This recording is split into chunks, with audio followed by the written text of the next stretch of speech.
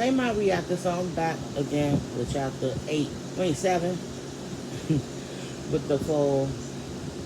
I didn't move to the quarters. I took some cookhouse advice that I once heard from Luke, given to Nigel.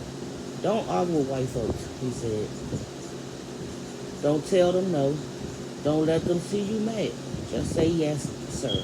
Then go ahead and do what you want to do. Might have to take a whipping for it later on, but if you want it bad enough, the whipping won't matter much. There were a few whip marks on Luke's back, and I twice heard Tom Wayden swear to give them company. But he hadn't, and Luke went about his business, doing pretty much as he pleased. His business was keeping the field hands in line, called the driver. He was a kind of black overseer, and he kept this relatively high position in spite of his attitude. I decided to develop a similar one. Though with less risk to myself, I thought I had no intentions of taking a whooping if I could avoid it, and I was sure Kevin could protect me if he was nearby when I needed him. Anyway, I ignored Margaret's raving and continued to disgrace her Christian house, and nothing happened. Tom was up early one morning, and he caught me stumbling, still half asleep, out of Kevin's room. I froze, then made myself relax. Morning, Mr. Whalen. He almost smiled, came as near to smiling as I ever seen, and he winked. That was all. I knew that. If that was Margaret, I knew that.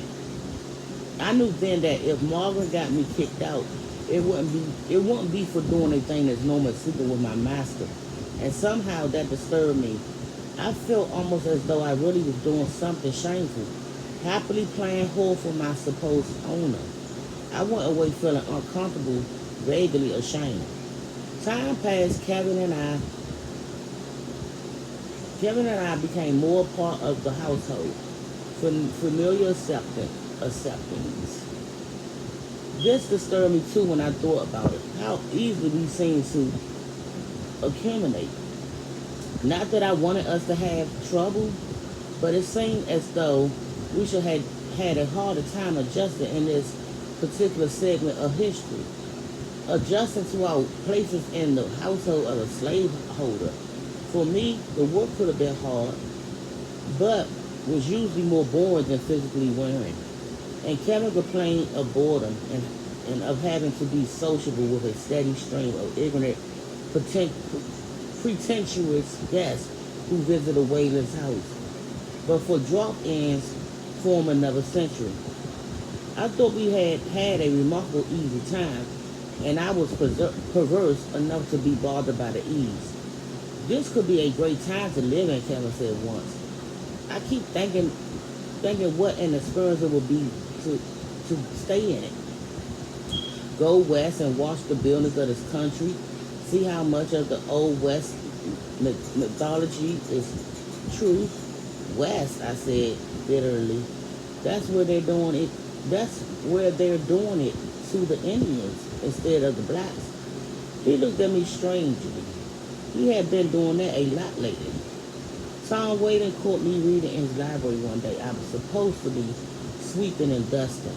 I looked up, found him watching me, closed the book, put it away, and picked up my dust cloth. My hands were shaking. You read to my boy? He said. I let you do that, but that's enough reading for you. There was a long silence, and I said tardily, yes, sir. In fact, you don't even have to be in here. Tell Curry to come and do this one. Yes, sir. And stay away from the books. Yes, sir. Hours later in the cookhouse, Nigel asked me to teach him how to read. The request surprised me. Then I was ashamed of my surprise. It seemed such a natural request. Years before, Nigel had been chosen to Rufus' companion. If Rufus has been a better student, Nigel might already know how to read. As it was, Nigel had learned to do other things.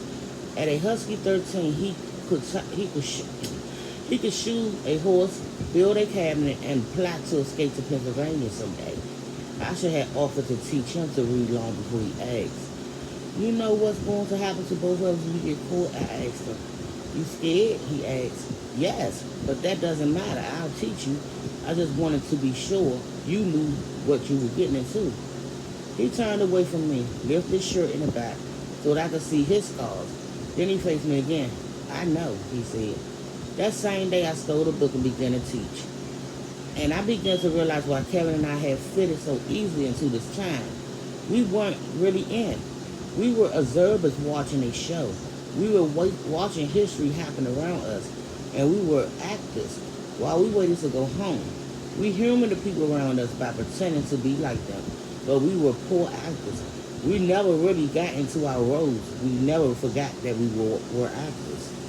This was something I tried to explain to Kevin on the day the children broke through my act. It suddenly became very important that he understand. The day was miserably hot and muggy, full of flies, mosquitoes, and the bad smell of snap making the outhouses.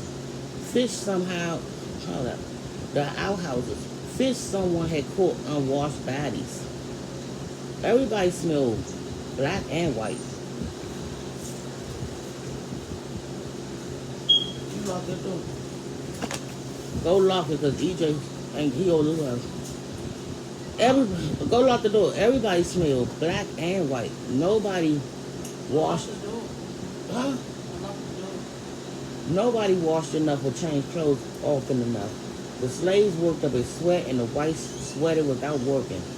Kevin and I didn't even have enough clothes or any deodorant at all. So often we smelled too. Surprisingly, we were beginning to get used to it.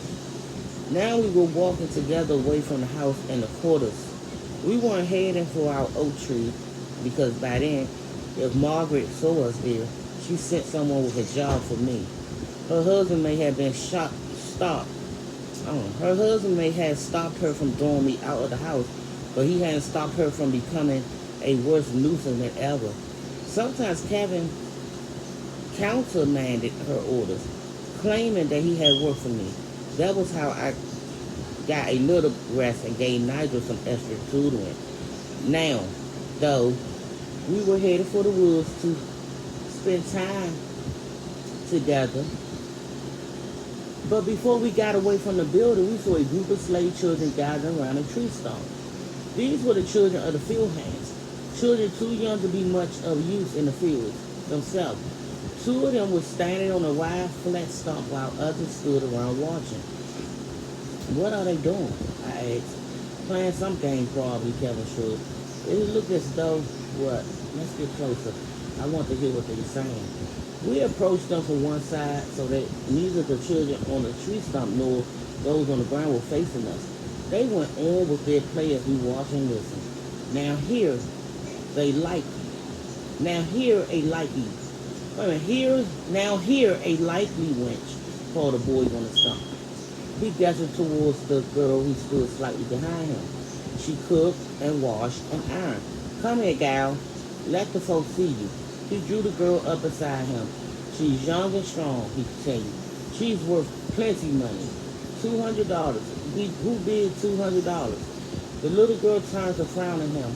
I'm worth more than $200, Sammy, she protested. You sold Martha for $500. You shut your mouth, said the boy. You ain't supposed to say nothing. When Master Tom brought Mama and me, we didn't say nothing.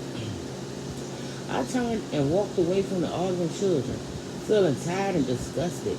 I wasn't even aware that Kevin was following me until he spoke. That's the game I thought they were playing, he said. I seen them at it before. They played at Fieldwood, too. I shook my head. My God, why can't we go home? This place is disease. He took my hand. The kids are just imitating what they seen adults do, he said. They don't understand. They don't have to understand. Even the games they play are preparing for their future. And that future will come whether they understand or not. No doubt. I turned to glare at him and he looked back calmly. It was a what to do. It was a what you want me to do about it kind of look. I didn't say anything because, of course, there was nothing he could do about it. I shook my head, rubbed my hand across my brows. Even knowing what's going to happen doesn't help. I said, I know some of these kids will live to see freedom after they after they slave away their best years. But by the time freedom comes to them, it will be too late. Maybe it's already too late. Dana, you're reading too much into a kid's game, and you're reading too little into it. Anyway, it's not their game. No. He glanced at me. Look, I won't say I understand how you feel about this because maybe that's something I can't understand. But as you said, you know what's going to happen. It already had happened. We're in the middle of history. We surely can't change it. If anything goes wrong, we might have all we can do just to survive it. We've been lucky so far. Maybe. I drew a deep breath and let it out slowly. But I can't close my eyes. Kevin frowned thoughtfully. It's surprising to me that there is so little to see. Waylon doesn't seem to pay much attention to what his people do, but the work gets done. You think he don't pay attention? Nobody calls you out to see the whippers. How many whippers? One that I've seen. One, too goddamn many.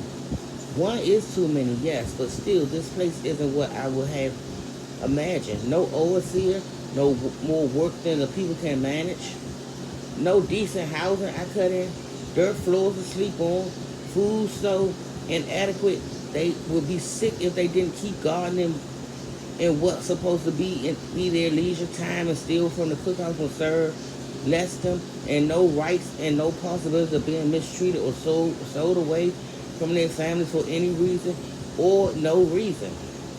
Kevin, you don't have to beat people to treat them brutally. Wait a minute, he said. I'm not minimizing the wrongs that's being done here. I'm just... Yes, you are. You don't mean to be, but you are. I sat down against a tall pine tree, pulling down beside him. We were in the woods now. Not far to one side of us was a group of waiting slaves who were cutting down trees. We could hear them, but we couldn't see them. I assumed that they meant they couldn't see us either, or hear us over the distance in their own noise. I spoke to Kevin again. You might be able to go through this whole experience as an overseer, I said. I can't understand that because most of the time I'm still an observer. It's protection. It's 1976 shielding and cushioning 1819 for me. But now and then, like with the kids game, I can't maintain the distance. I'm drawn all the way into 1819 and I don't know what to do. I ought to be doing something, though I know that. There's nothing you could do that won't eventually get you whipped or killed. I shrugged. You haven't already done anything, have you? Just started to teach Nigel to read and write, I said. Nothing more subversive than that. If Waylon catch you and I'm not around, I know, so stay close. The boy wants to learn, I'm going to teach him. He raised one leg against his chest and leaned forward looking at me. You think someday he'll write his own path and head north, don't you? At least he'll be able to. I see. Waylon was right about educated slaves.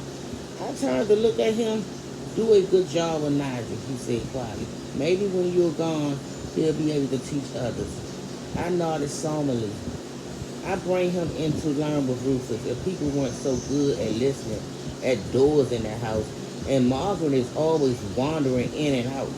I know, that's why I didn't ask you. I closed my eyes and saw the children playing their game again. The ease seemed so frightening. I said, now I see why. What? The ease, us, the children. I realized how easy people can be trained to accept slavery. I will be back with chapter 8 on the phone.